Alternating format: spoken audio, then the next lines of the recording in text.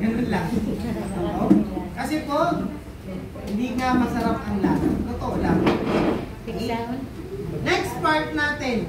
Isa pa sa kagandahan ng Mycov G, bukod sa good for the body to, good din po ito to maintain your PPD. Bakit? Because if you are going to sell the Mycov G, that will be equivalent for the 1,000 ppb. Okay? Ito agad yan, 1,000 kaagad yan. So that will be the thing.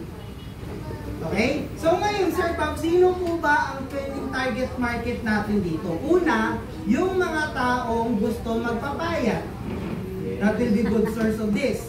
Pangalawa, payat ka na eh. Payat ka na ba? Payat ka na ba?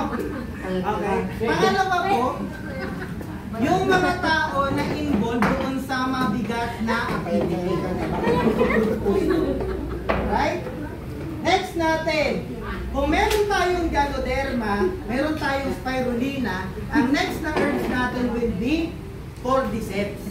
Ang Cordyceps naman po, ito po yung